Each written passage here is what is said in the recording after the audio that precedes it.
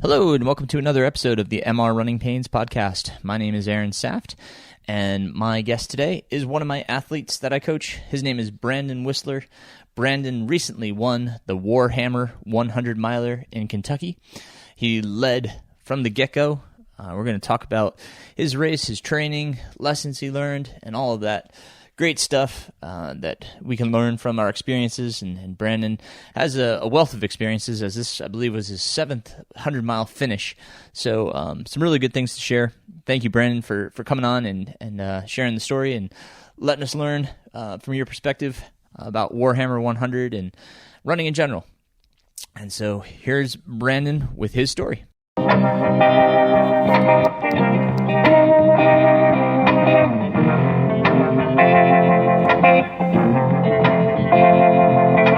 Brandon Whistler, welcome to the MR Runningpains podcast. How are you today? Great. How are you doing, Aaron? I'm doing quite well.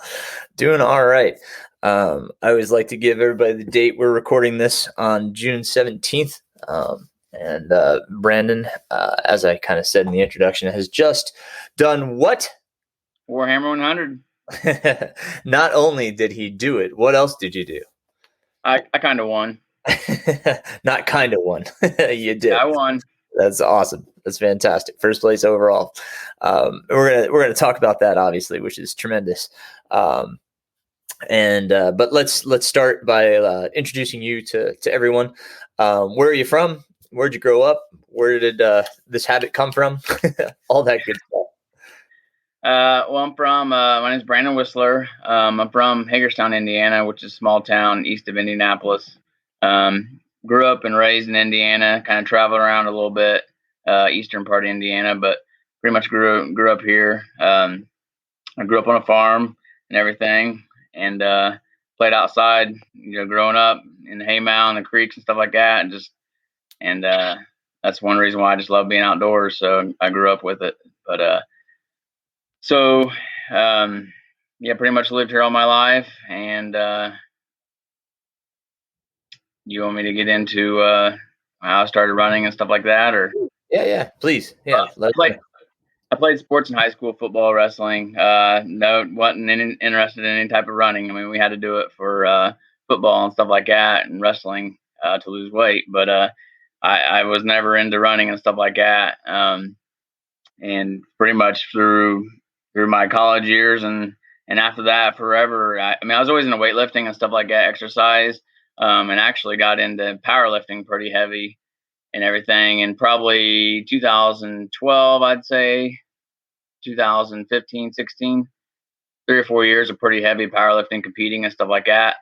And actually kind of what got me into running was I had a friend wanted me to do a Spartan race, obstacle course race. And I'm like, all right, I'll try it here in Indiana. And it's fun, obstacles. I was good at those and everything because I, was strong from powerlifting and whatnot. And, they had a deal called the trifecta, and I, which was the race I did was on like 4 miles or so up and down, trails and stuff like that. So it wasn't nothing much, just hanging out with them. And then they have different distances, from like close to 10 miles up to like 14, 15 miles. So I decided to do some more of those, and I realized that I suck at running. So I wanted to get better. I fell in love with it, the competitive part of it. So I just kind of started running. I remember to this day, I got a pair of shoes. I didn't know what I was doing. They were like cross training shoes, and I went out and I was like, I'm gonna run some, and I took off crazy. And I was going to run like 3 miles, and like I was dying after a mile. I'm like, I need to slow down. And so pretty much the rest is history. I just got into running more, and I kind of got some stuff from the internet and started training more for running wise, and actually kind of got this plan for some running that had to do with obstacle course racing and whatnot. And probably would have been around 2016. And then I did really good. It was more based on like shorter distances, 10K up to like half marathon and whatnot. And so I got better at that. I started getting into the endurance events in Spartan, which were Ultra Beast, which were like up to like 26 miles, like 60 obstacles. and I was doing like Ultra Beast on Saturday, and then a Beast race, like 14 miles on Sunday, back to back. And then they had these 12-hour endurance overnight things where you carried a ruck pack and stuff like that. So I just kind of got into that more mental side of thing, when it come to gritting it out and whatnot. And I, I think so to get kind of more for the Ultra Beast race, like we're like 26 miles, 30 miles, like I got into like 50K training and stuff like that. And then I found I ran 30 miles one time around the local park. It's 10-mile loops. I just want to see if I could do it before I ran my first 50K. I just wanted training to see if I could do it. And I signed up for my first 50K, and I had to look at my kind of results over here. Back in December 2016 was my first 50K, and I mean, pretty much just fell in love with it, the trails and everything.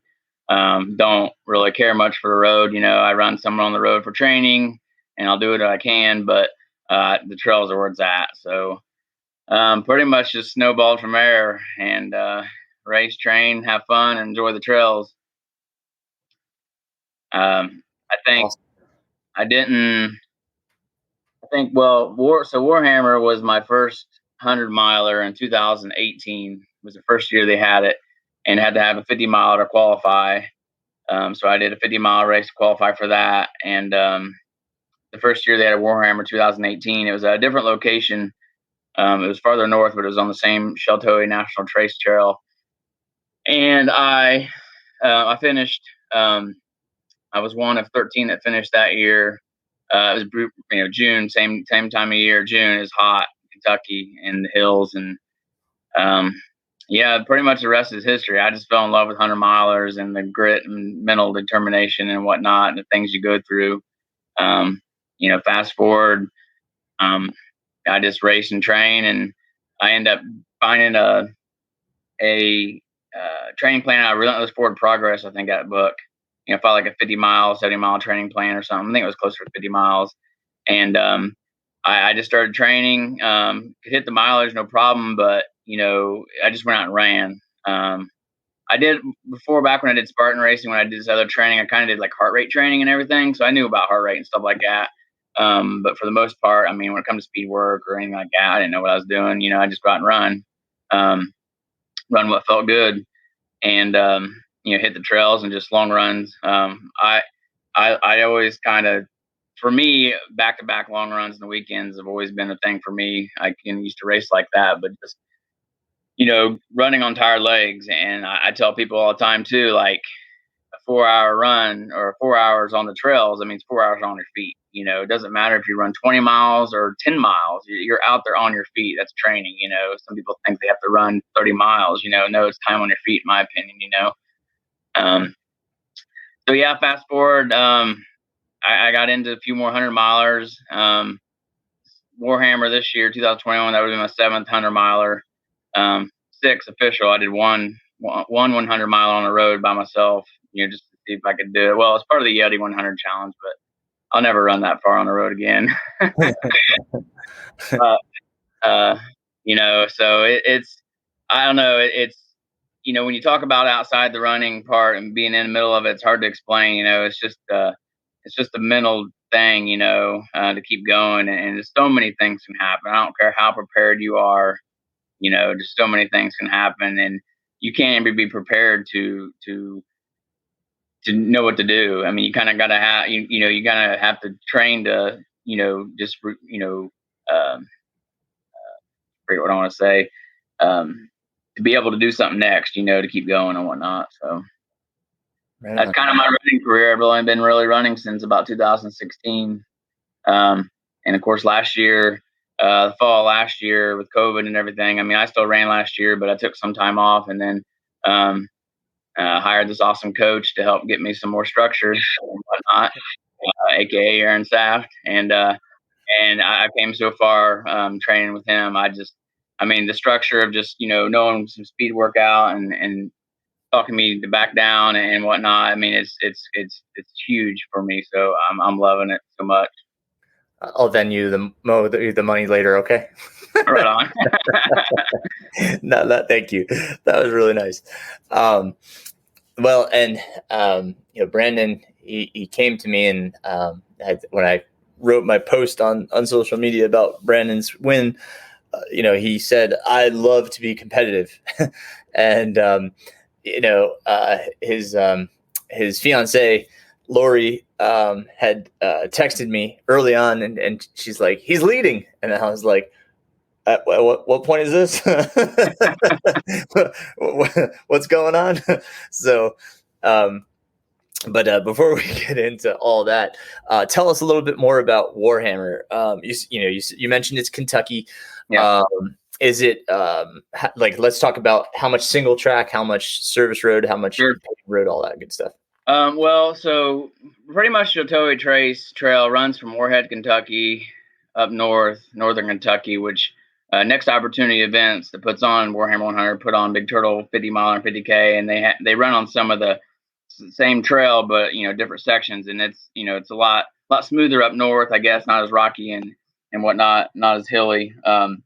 Where we ran in London, Kentucky is where we started, and we ran about 24 miles south to Cumberland Falls State Park, and then 24 miles back to camp, and then another 25 miles north, and then 25 miles back. And I mean, the terrain to the 2018 race is very similar. I mean, it's really rocky. I mean, in and out of creeks, water. It rained. It rained off and on Friday, but the terrain's. I mean, it's rolling hills. I mean, I've ran mountain races and whatnot, so I mean, it's not like 2,000-foot climbs for miles. It's 300-400 foot max maybe climbs, but it's really hard to get into a groove. I mean, it's so rocky and technical, and then wet rocks on top of that. We're climbing down into creek beds, where you're almost your hands in front of you, kind of crawling up some rocks here and there. So it was. I mean, it was hard to get in a groove in spots. So with some of the storms we had too, there was a few blowdowns from trees and whatnot, but nothing too terrible there. But just basically rolling hills. I mean, there was the very beginning, like 8 miles, is pretty flat, just single track trails. Most of it was all single track. We ran on some, like fire roads, crushed gravel. I would say, I think 5 to 6 miles he had advertised. Just a little bit of road, maybe less than a couple miles total of asphalt. So one thing, this was the first year for this race, and it was advertised around 10,000 feet of elevation of vert, and I ended up with 15,000. And so, and so did several other people. So that's definitely a little bit different. I mean, 5,000 more vert than, is, I mean, being rolling hills, it just adds up, over time versus, mountains, climbs, and descents. So, wasn't nothing terrible with that. But just super technical. And I mean, as much as like it probably was good to slow me down or anybody down, in some of the sections. I mean, the rocks and stuff played a big role. My goals were to finish, a little bit faster than what I did, but that was the big player in that. And you mentioned the rain. How was the temperatures? It was definitely hot and humid. I can't remember if it was about 6. We started at 10 o'clock on Friday, and it's just so hot and humid, muggy. And being from Indiana, we're used to the humidity. Probably like anybody else. I mean, we haven't had that much heat this year to get acclimated to it. I don't really mind running in the heat. I'd probably run in the heat sometimes more I would run in the cold, just because I hate layering up clothing. But definitely, to me, I loved when it rained, because I mean, I soaked from sweat anyhow, but I mean, I felt so much better when it rained. We were pretty much under a pretty heavy canopy the whole time. So, I mean, if the sun was shining, it wasn't that bad at all. So, we had some sudden downpours probably 2 or 3 times Friday. And then, of course, at night, it cooled off a little bit. We didn't have sun, but it was so foggy, and like with the headlamp, you could just see like mist and rain, and it was just, it stayed wet the whole time pretty much. And lucky for me, finishing Saturday morning around 11:30, it got sunny in the afternoon, super, super hot. They actually had a 50K race and 50-mile race, part of the race that just went on the north section that actually started Saturday morning. So it was really cool to see a bunch of them out there on the course. But I mean, it was super hot Saturday. So, I mean, I feel for everybody that was out there Saturday. But because Friday, even though it rained, I mean, heat-wise, it was a lot better on us than it was Saturday, in my opinion. Why do Warhammer again? Why do Warhammer again? Yeah. Why It's, would you want to do it again? because it's a challenging course. I mean, I ran some other races that people were like, wow, looking at the vert, it's like, that's pretty, flat or not too bad. And the technicality, so technical, it's just super challenging. I mean, um, it throws everything at you. And of course, throw the heat on top of that. So, I mean, it's not, I wouldn't say it was quite a few people that was their first 100 mile, but it's not a first 100 mile race, really. I mean, it was a 38 hour cutoff, I think, which is pretty good for that, I think.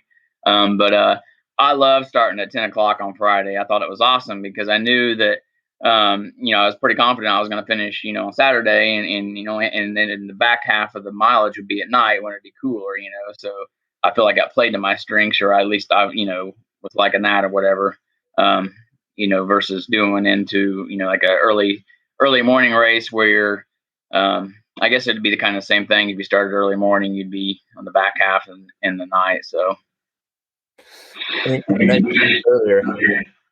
Sorry, I'm getting a little feedback there. You mentioned earlier that you like the kind of the mental grind of it, having that mental challenge to kind of get through this. I'm sure, just like any 100, you get to that point where, there's like, you're low, yeah. and you're kind of, you have to dig within yourself. When you got to that point, what did you do? How did you deal with that? Well, like when I got in a low, Yes. well, early on, actually, I was in a pretty bad spot. Um, I would say it's probably around 12 miles or 20 miles. Aid station was 8 miles between the aid station and Cumberland Falls. Cumberland Falls is where the first crew is, where I first see Lori at 21 miles. And it was super hot then. And I mean, I took off pretty conservative. I mean, you always take off, fresh and run any race, just trying to cruise. But um, you could say I was maybe going just a smidgen too fast. But I got really hot and I was just chugging water, and I had 2 bottles and I finished those. And because it was so technical, um, you know, there's a difference between running 8 miles of flat versus 8 miles of technical. It takes that much longer. So I was out of water. And in fact, because I was out of water, I didn't really want to eat. And I got in the low pretty quick. And actually, I was taking salt pretty regular starting off, but I cramped. I fell a couple times and I cramped real bad already, so I was still trying to settle in. But I don't want to say I was delirious, but I was kind of just like, it was, these little climbs, I was wore out. And I was kind of already thinking like, this it's not going to work. I'm not going to finish. I'm going to have to. I mean, I wasn't worried about finish time. I mean, being in first place or whatnot at all. I was just like, this is not going good at all. And I always think of, like, you get behind on calories or water. I mean, you can catch up over time, but sometimes it's too little, too late. And I actually got into the crew, the aid station at 21, Cumberland Falls, and I sat down, Lori, and I was like drinking Coke, drinking some Fit Aid, drinking some water, some body armor, just pumping fluids and eating something, and just sat there. I'm like, I just got to sit here. Don't care how long it's going to take. And I was there for a good 15, 20 minutes. And then I, like, all right, I'm going to take off. Felt a lot better. And like, it just caught back up to me and I was good to go. And, that was amazing because I was already in a little bit low. But honestly, after that, I mean, until it got till late into the night, like within the last, like maybe 10, maybe 20 miles, and, when I'm out there by myself, just kind of hurt, I was, ready to be done then. But, I really, other than that, I didn't really get into any real bad low spots. I have a little experience, with 100 milers being my seventh one. So, I know what those are like. And I've definitely had some low spots, and with my experience with me, sometimes, it's not because you don't want to go on, it's because you could be low on calories and you're kind of just, not with it. So, um, there's so many things that happen. I think about positive things, and just having gratitude, really, and just try to smile even though it sucks. Of thinking like, hey, I'm lucky to be out here, or I'm gonna get to see Lori at the cruise stop, or think about my kids. I mean, you try to think of something, and my thing is too. I think about the next miles, the next aid station. I never try to think about like I got 90 miles left. I got 75 miles left. Just like chomp it down. I got a couple miles left to get some crew or something like that or aid station. So, like I said, I've been in some pretty low spots, but you just try to keep on pushing. I mean, you try to think about what it means to you and everything else. So just keep going along and just clicks away. And you decided that you were not going to do pacer, or were you not allowed to have pacer? What was the decision there? You're allowed to have pacers, I believe, at the turnaround or at the midpoint 50 miles. I've never had a pacer.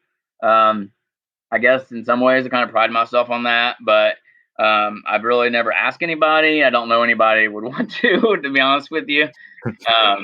So, it's kind of like, for me, it's kind of like using poles. Like I don't use them. I don't train with them. I'm not saying I never would. I just never have.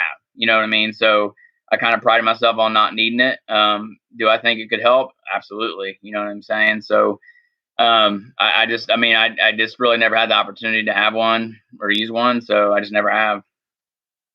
Fair enough. I'm quite the social runner, so I look forward to my pacers. When I ran the Mohican 100, I ended up linking up with the dude that we ran the last probably 50 miles, and he was actually kind of pushing me, and so it basically like we pace each other. I know 100% what you're saying. Not not to chat with someone, but like he helped me, push me, and I think that's why I finished such a good time there. And who knows, maybe it helped him, but I felt like he helped me a lot more, and I helped him. So it's definitely, I definitely think there's positivity in it. I just never have asked anybody or tried to set it up. Sure. No, for Hard Rock, we can have pacers at 42 miles, and I've already asked if a few people if they can come in, because I mean, honestly, it's more for safety for me. I'm Sure. obviously concerned about the altitude. Yeah. We got a 14,000 peak that we have to go over, Yeah. and I won't be able to go out there early to acclimatize. But I'd like to have somebody with me just in case things start going wrong. Sure. I've obviously UTMB, you can't have a pacer. And there's just too many people in the race to have pacers. But I linked up with my friend Darian there, and that was the same as you're saying. We helped each other through to the finish. So I mean, like linking up with people, that's great. Eastern States, I didn't have anybody, and that was just a rough day. I really wish I did have somebody. Yeah. But I understand that as well. Being able to know you can push through and do 100 miles solo. Umstead was a totally different story. I was really looking forward to having Nathan and the other Aaron come out. And it really turned my race around. I was kind of struggling, and then I got them, and I just was a totally different mindset. Same thing at Chattanooga. I was having a good race up till I grabbed my pacer, but it's just the positivity that the right pacers can bring. Can really change a lot of things, a lot of dynamics within the race. And it's not for everybody. I totally understand that. So I can certainly appreciate, what you said there. And, it is kind of hard to ask somebody like my friend, he was, obviously Hard Rock, everybody's like, do you need help? Oh yeah. I can only have 3. So, my wife's coming out, and then I have my friend Sam Reed, who won Hellbender in 2019, is coming, and then Morgan Elliott, who's already out in Colorado. I've got a really good support network there. I'm pretty excited for it. But talk about how were the aid stations. I'd like to give everybody kind of a full view of Warhammer in case anybody's really thinking about Warhammer. How were the aid stations? How were they dispersed? Were they frequent enough? Did you feel, because you said you ran out of water pretty early on? Was that just because it was too long to the next aid station and you just didn't have enough, bottles on you, or? Yeah, well, for that part, I probably just drank what I had, 2 bottles, I think 20-ounce bottles on me, and I had one in my back. I just never filled it up. And, I pulled that whole like, oh, screw it, I won't get it out. I just got to go, because that was my plan to get in and out aid stations. And the aid stations were anywhere from like 6 miles to 8 miles was the most. And I think they were all spaced well apart. We knew the light aid stations were going to be light, really, as far as food goes.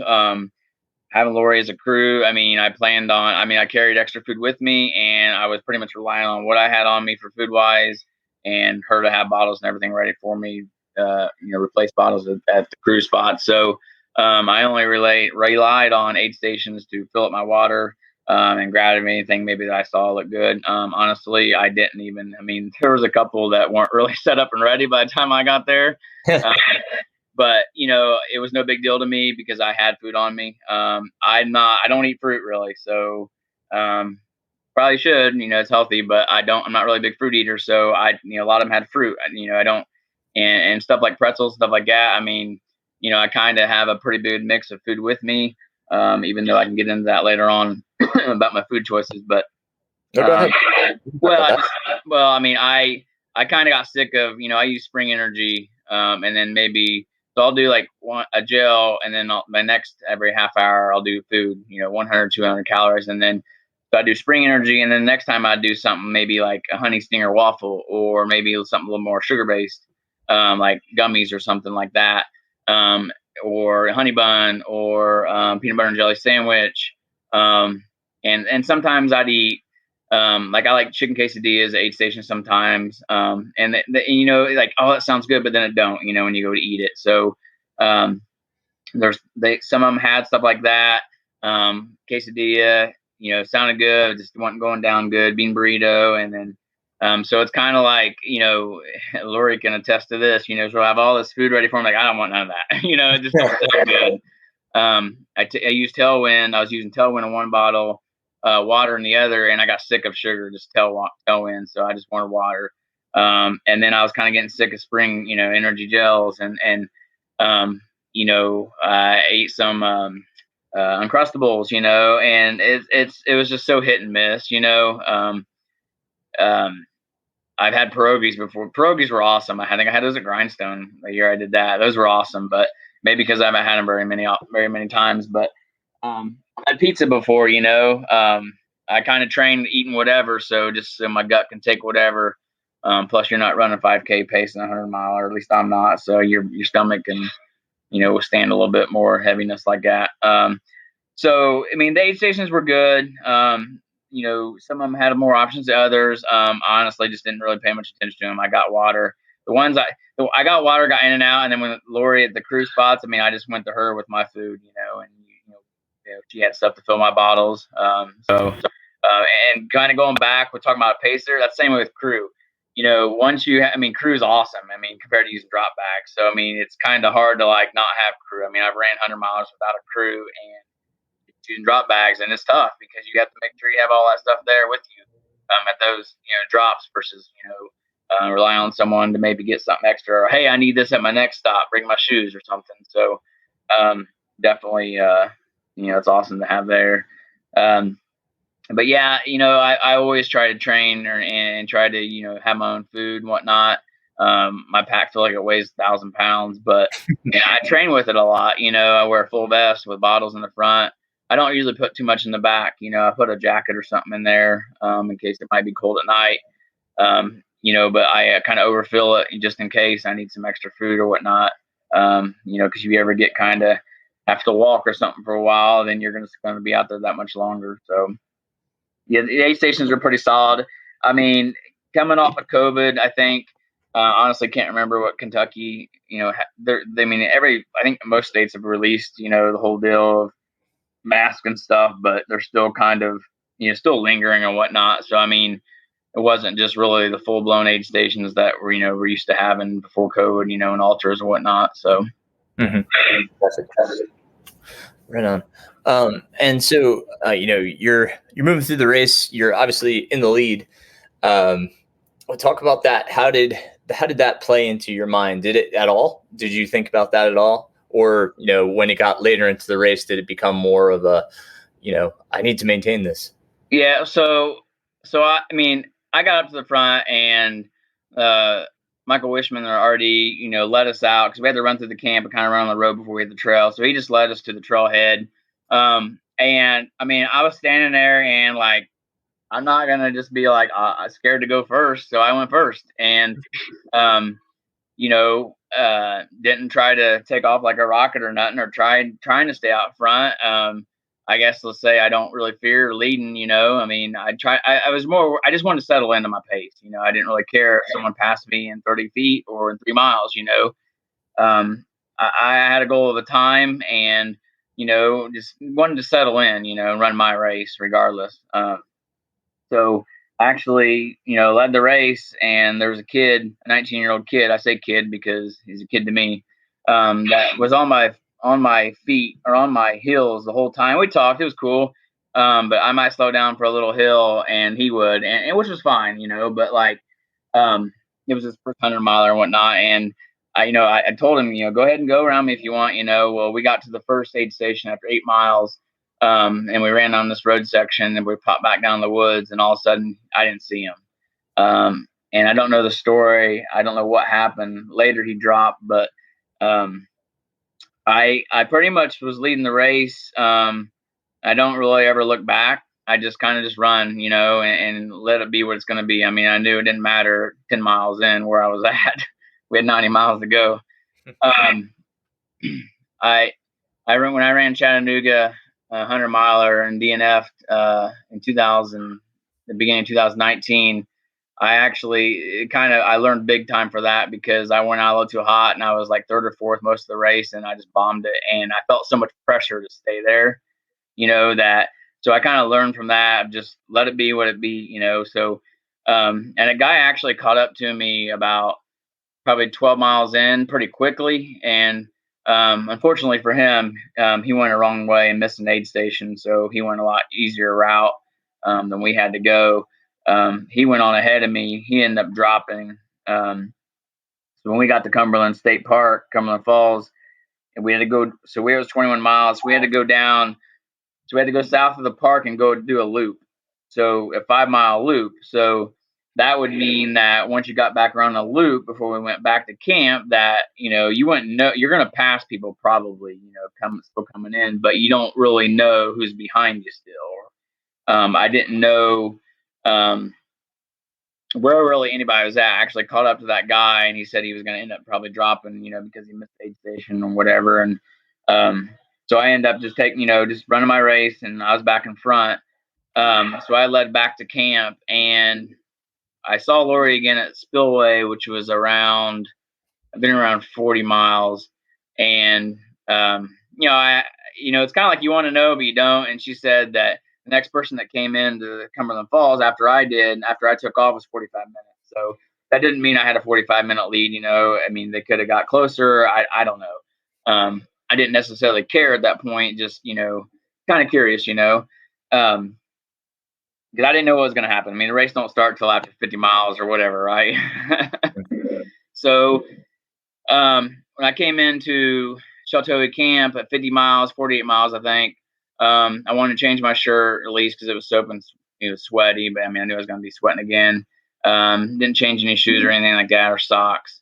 I ended up put some more squirrel's nut butter on, stuff like that, just kind of double checked everything, got a little bit more fluids and food right there, and took back off.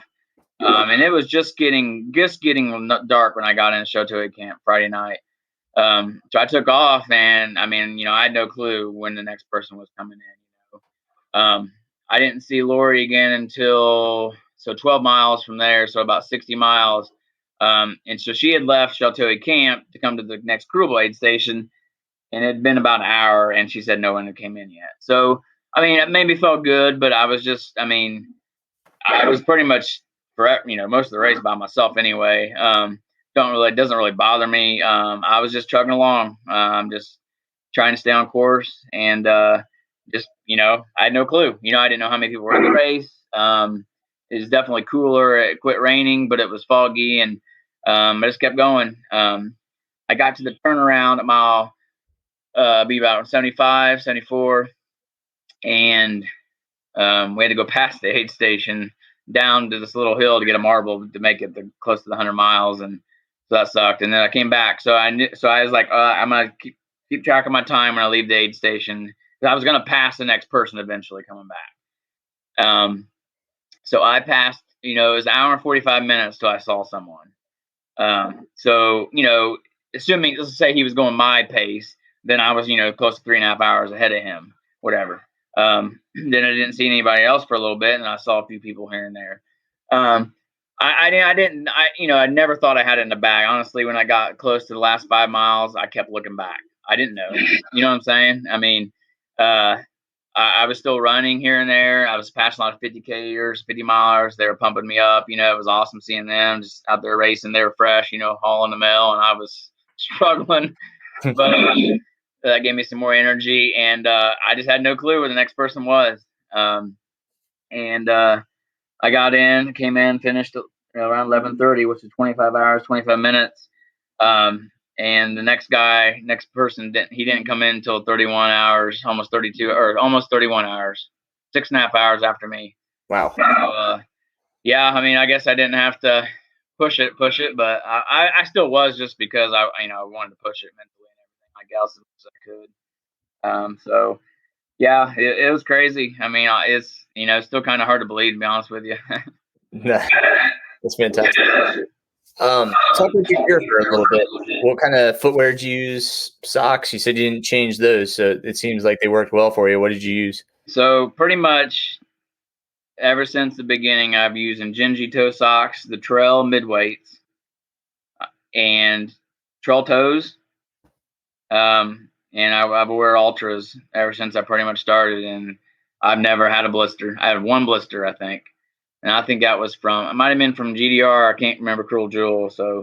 But I think I had a blister on my heel, maybe. I can't remember now. But I just, even, this race, just like 2018, my feet stayed wet almost the whole time. But I was like, if there ain't nothing wrong with them, then I'm not going to mess with them. I knew my shoes were going to get wet again anyhow. So if I changed shoes, it probably wouldn't have mattered. Sometimes it's a refresher, I changed my shirt, but I was like, screw it, I just don't want to mess with it. So the fact that my feet got real wet, and actually in the beginning, or maybe it was towards the end, like the soles were slipping, like going downhill. So actually at one point I actually thought I had a pretty good blister, like on my heel, but it didn't hurt or nothing, bad enough to where I was like, I got to stop. I'm like, I don't care. I'm running through it. I just want to get done. But those socks and shoes and trail toes, just lather them up with trail toes, like they've just worked perfect for me. So I'm not ever going to try anything else until they don't. Yeah. Which ultra did you use? I actually ran the new 10th, the 3.5, 3. Okay. The nice. New ones. I used to run more in Lone Peaks, but I've been liking the 10s more for a little bit more cushioning and whatnot. So I actually had my backup pair was the older style Temps, the previous model, but they just work really good for me. So, and what did you use for your lighting? Petzl. I believe it's let's see, which one is this? That's the Actic Core. Yeah, Actic Core, and which I never put it on I had to switch it to the high end setting a couple times, crossing creeks. There's a couple creeks we had to cross, so I guess 2 bridges got damaged in the spring from storms, and these were big suspension bridges that weren't going to be repaired in time, and they were really worried about the water being up, and it was knee high in a couple spots, or one crossing, the other was only like ankle deep. But that was a little freaky because we weren't sure because all the rain they were getting. Yeah, that I love that headlamp. It actually flashed on me. I carry a backup battery just in case. It flashed on me actually almost about an hour or two before dark. I'm like, just go ahead and I think it means it's low on battery, so I went ahead and changed it. But yeah, sweet. And then you didn't wear anything for the waist? No, never have messed with that. Yeah, I love that headlamp myself. I have, I don't know how many of the backup batteries. Yeah. They're just simple and easy to turn out. Sure is bright. I've used the waist lamp just because it gives me a little bit more depth perception for my old eyes. Sure. Yeah. And then it looked like from your picture you had is it an alternate direction pack? Yeah, it's actually pretty old school, and I love it. I got a newer pack of theirs. I think it's the Ultra Vest. I think it's old. It's probably like 5 years old, but I tried finding them like an old one, to buy because I bought a newer one, not the newest one, but maybe the version before, and it wears on my neck and stuff. I do not like how it fits, so I wear it all the time. I've sewed it up and everything else, so it's been through a lot. Um, and I mean, there's so many options out there. Lori, she likes the I can't think now what she even uses, but I just haven't tried any other kind. I want to, but as expensive as they are, just to try them out. And all of my bottles are Ultimate Direction. I mean, I know they're all kind of universal, but they fit in there good. I got some. Do you use the bottles or soft flask? Soft flask, yeah. Okay. And I have like two handheld sleeves that the soft flask go in. Also, I got a belt that a flask will go in. So I kind of like how it all kind of goes together, whatnot. Yep. Cool. Let's see. And your sweet boa shorts. If you see Brandon's post, he's got it looked like the old fighter jet. They're called Mad Bomber, I think. Mad Bomber. Okay. Yeah. So boa BOA. They if you can check out their shorts, they've got some sweet prints. That was pretty awesome. I like that. Anything else gear wise? You said you don't use poles. No. Trail Toes seems to be your foot lube of choice, and Squirrel Nut Butter for other needs. I use Garmin. I got a Phoenix 6. That stayed on. That was awesome battery. I mean, I had 20% left. And I actually downloaded the GPX file, and that was kind of a big thing for this race, to kind of give some advice on this race. Michael, he does a GPX file you can download it to your watch if it's capable of it. I think there's an app called Gaia Apps that he promotes that, he uses that he wanted people to download it on their phone because it'll, keep the course even if, you don't have service because it was spotty down there. And, yeah, I feel like it's happened the first Warhammer, and this has nothing to do with the RD. But I mean, people mess with the flags, and some of the areas that are closer to parks. So I mean, I had the GPX file on my watch, and I actually kind of overshoot a couple spots. And I mean, I'm glad I had it on there, So I mean, some people kind of gripe that like I ain't carrying my phone. Well, I mean, it might be a savior, and not getting lost. So, this Phoenix 6, I mean. There's so many good options out there now, but I've always used Garmin watches and with the maps and everything like that, being able to see the course, that was huge for me. So maybe feel a lot more confident. Yeah. And Gaia is a great app too. You can, as you said, you can upload a course to it. You can even just run because it just uses satellite. It doesn't use cellular data. Yeah. And it will just show your dot where you are. And if you know where you're supposed to be, then even if you don't have the course uploaded, you can still see where you are as opposed to where you should be. So you can make your way to it. We've had a bushwhack a few times and get back on trail. So it is a good app. Awesome, man. Any type of pointers that you would give to folks about, whether it be training for it or the race itself, anything that you want to disseminate or tell the, for 100-milers and specifically maybe a race like this, I mean, put yourself in uncomfortable situations, I mean, you can't put yourself in, can't train for certain things, especially in a race. Even though it's kind of like when you start off, like, I feel like I'm going slow or chilling, but like everything's heightened, you're anxious, you're excited, your heart rate's, elevated, but, you really just train, I mean, consistently and like I said before, you can't really train for the unexpected, but at the same time, you can, train at night. I don't really, but train early in the morning. Train when you don't want to, when you don't feel like it. Train on tired legs. I say train, but I mean obviously your legs are what carry you to the finish line for the most part. I mean practice. And you know how it is. We do. I mean practice nutrition, different things. Especially if you end up having to. I guess I always say I train for like have an iron gut to eat anything. Like I said, I've ate pizza, I've ate burgers before, and stuff like that. And I've got GI issues just from eating the stuff I eat all the time. So you just never know. Um, I think it's huge, especially in this kind of weather, to always have salt tabs on you, no matter what. I mean, I've learned the hard way a couple of times. You know, Obviously you can overhydrate, you can take too much salt, but if you're popping a pill every now and again, it's not going to hurt you just for insurance, even if you think you're not, because Yep. usually it catches up to you before you realize it, so yeah. Cool. Yeah. I like the idea, especially training different times of day, just so you know how your body's going to react during those times. Like running in the morning, for instance, versus running in the evening, doing a night run. Now, you can't train sleep deprivation. So I don't want people to think that they can get used to being awake and doing that. It's just knowing what you're going to experience when you're groggy. So if you've been up all day and you stay up late and then go for a run in the middle of the night, it's good to test your lights. And it's also good to test if you're going to take caffeine, especially, how does that affect you when you're sleepy? So, these are really good things to practice, especially at night. So, don't do it too close to the race, but, one of your long runs, I would suggest doing it during the nighttime, especially, if you're going to run through at least one night, possibly two. I mean, we're looking at Hard Rock. It's a 48-hour cutoff. So we could, we could see two sunrises and two sunsets.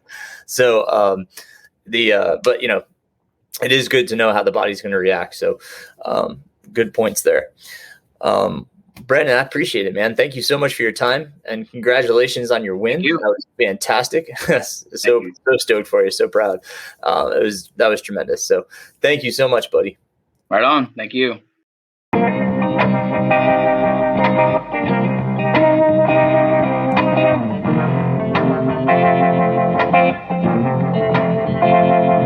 As always, thank you, Brandon. Congratulations once again. Fantastic race. I'm always proud of my athletes, no matter what. But extremely, extremely proud of Brandon. We had a great training block working together leading into this. So thank you so much for trusting me in that process, Brandon. And I'm so glad the result came out. Obviously, with you with the win, and look forward to seeing what's next for you. So anyhow, my goodness, things here are pretty busy. With preparations for Hard Rock for me. About 3 weeks here until Hard Rock. Got a lot of stuff going on in between. I'm helping out with a running camp here in Asheville, North Carolina. Obviously, still coaching. I'm gonna have to take away the individualized plans, the 12 and 16 weeks plan. I think I'm gonna pull those off the website for now. I just don't have a lot of extra time, having a hard time figuring out when to get those done, and I just don't want to haphazardly put together a plan and not execute it well for those that are requesting it. So I'm going to pull back on those for now. I certainly appreciate those that have reached out and asked for those individualized plans. But with the athletes that I'm coaching now and everything going on, I just don't have a lot of extra time. So I'm going to hold off. So I am still coaching. Coaching is extremely busy, and as I said in the last episode, I am at capacity. I am passing along athletes to my my other co-coach Thad, who's in my group, Thad McNeil. So if you're looking for some help and want some coaching, Thad is accepting athletes. But I have to hold off for now. I have reached my capacity in which I feel I can comfortably serve my athletes and give them the attention they deserve. So, and man, as I said, Hard Rock coming up. I can't thank the people enough that have reached out to me asking me if I need anything, if I need crew help, pacers, there's a ton of people that will be out there. So, I am really appreciative. We can only have 3 crew members, and so talked about this a little bit last time. One of my good friends, Morgan Elliott, is he lives out there. He's going to crew and pace along with my wife, who will be my crew chief as always, and my good friend Sam Reed. He'll be crewing and pacing as well. My biggest concerns coming up from Hard Rock, I think I'll probably talk about it in an episode and kind of release just an episode all about pre-Hard Rock. So I'll talk about that stuff a little bit more. But I've been doing my planning, doing my due diligence, trying to get ready. Even my wife for Father's Day, she's like thinking of ways that we can be more efficient. She bought me a little camp stove, one of the one burners that I can't think of the company off the top of my head, but I just love the fact that she's trying to be more efficient and helpful in the aid stations. It's wonderful to have that kind of support from my wife, and just can't wait. Ran with Sam last weekend, and he's so excited to go out. That's one of the races on his bucket list, so he can't wait to see it. Morgan, I went out to support him at Western States in 2019, so I'm glad he gets to be over and supporting me in Hard Rock. Training is going well. And like I said, in the pre-talk, I'll kind of go over things that I've been doing. But you can follow me on Strava, Aaron Saft, MR Runningpains. I'm on Strava and see all the crazy stuff that I've been doing. Re-engaged with Patrick Regan as a coach just to make sure I'm not doing too much or too little. Just to have some outside perspective, from another good coach. Even coaches need coaches. So I've reached out to him, and we're working together again, which has been fantastic. He is racing Western States this weekend. So best of luck to Patrick. I hope he gets another top 10 finish and is up even on the podium. Love to see that. So good luck, Pat. Other things going on. July is coming up really quick. I will be releasing July's newsletter. If you haven't subscribed to the newsletter, you can do so on my website, mrrunningpains.com. And there's a link on there that you can click and subscribe. All of my old newsletters, in case you're interested in reading some of the articles or anything like that, perusing, is also on there. Under the Connect page, you can find the link for newsletters. All of them are archived on there. Also, podcasts are archived on there, and you can search. There's a search feature on the website. So want to also thank my newest Patreon supporter, Natalie Daniel. Natalie has been on the podcast twice. Also started coaching her after her finish at the Black Mountain Monster, the 24-hour event. Natalie came on board, and she is wonderful. I want to thank her for her support.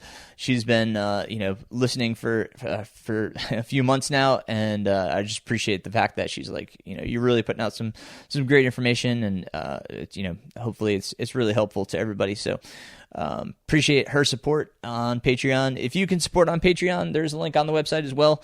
I sincerely appreciate all of that.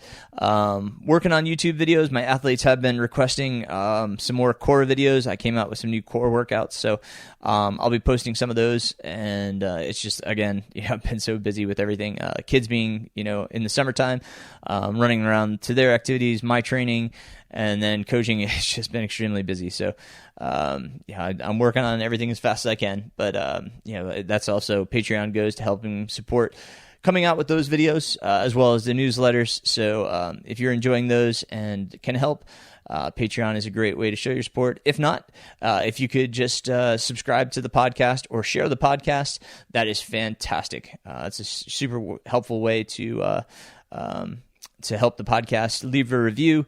All of that stuff helps the podcast get found and spread the word. So I appreciate that as well.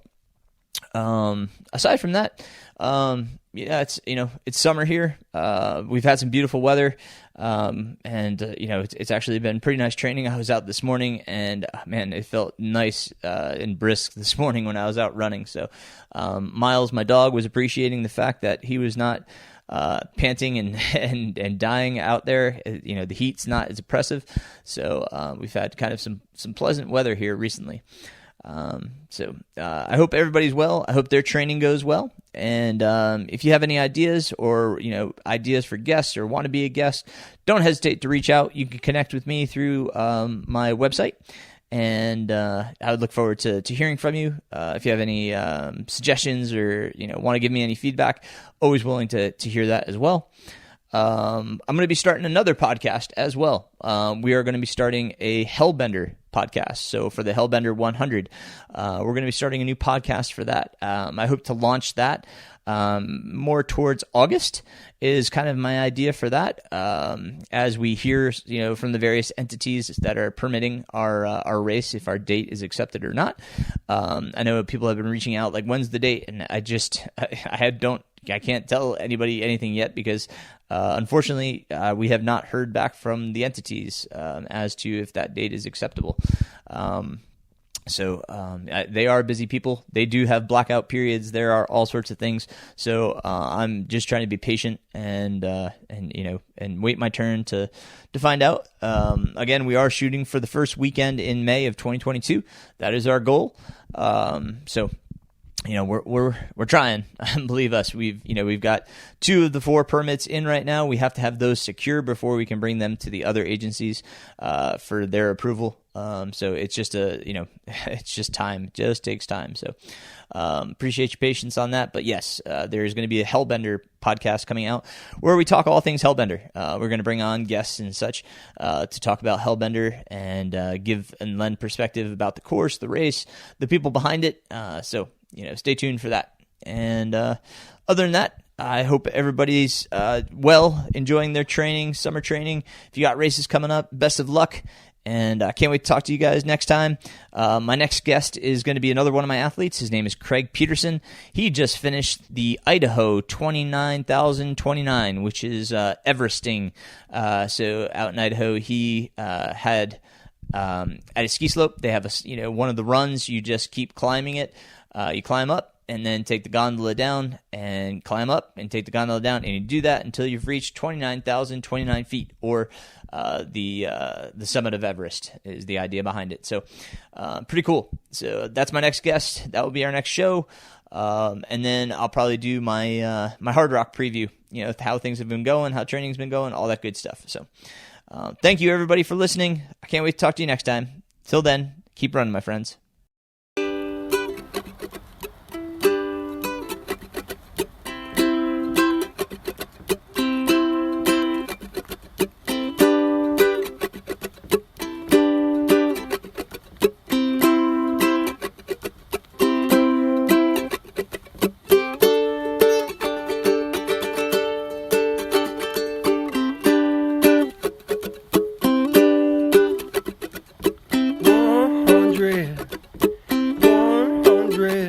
Miles by foot, 100, 100 miles by foot.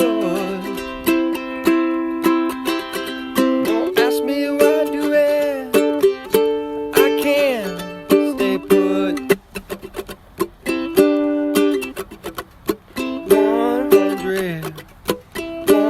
100 miles to go.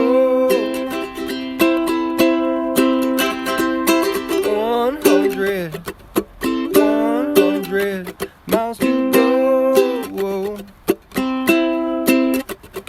Don't ask me why I do it, I really don't know.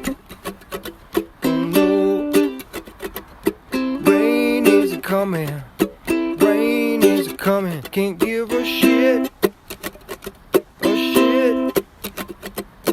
rain is coming.